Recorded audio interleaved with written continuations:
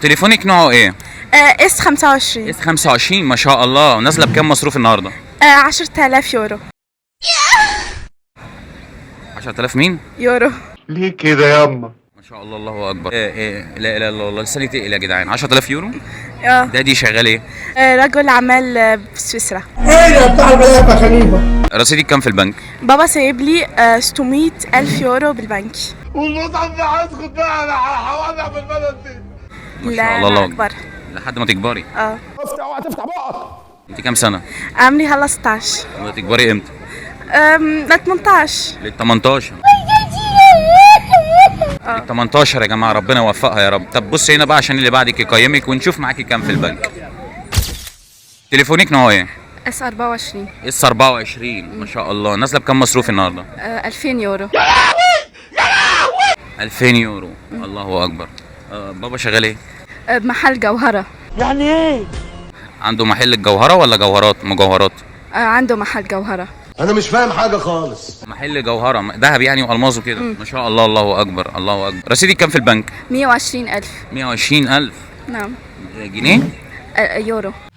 عايز كوبايه ميه. طب هوريكي صورة اللي قبلك تقيميها كام من 10. اتفقنا؟ اتفقنا. دي تقيميها كام من 10؟ 10 من 10. اشمعنى؟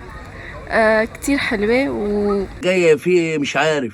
وعندها أب رجل أعمال كبير. والدها رجل اعمال كبير. تعرفيها؟ اه. ما شاء الله ما شاء الله. يا جماعه اكتبوا لنا رصيدكم كام في البنك وبابا بيشتغل ايه. لايك وشير الفيديو ده ونشوف اللي بعده. نبص هنا عشان اللي بعدك يقيمك.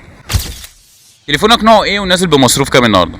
تليفوني 15 برو ماكس. حلو. بتشتغل ايه؟ دادي سايب لي الفيزا بتاعته، حاطط لي فيها رينج مثلا 10000 جنيه. من كوكب ابن الوز. حلو جدا حلو جدا ما شاء الله. ده مصروف اليوم ولا ايه؟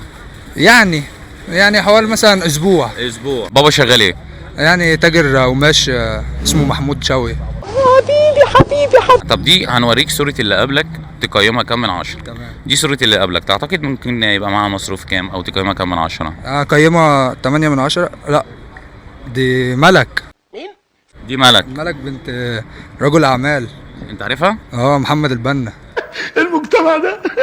والله. والله. ما شاء الله. عارفها يعني جارتك. ساكنه في الفيلا اللي جنبي. ما شاء الله ما شاء الله. انتوا في لكم هنا في مدينتي؟ ما شاء الله. في ساوث بارك هنا اهو. ما شاء الله ما شاء الله. طب تقيمها دي كام من 10؟ 8؟ لا كده غير بقى. كام؟ يعني نديها 10. 10. 10 من 10. طب بص هنا بقى عشان اللي بعدك يقيمك. يلا.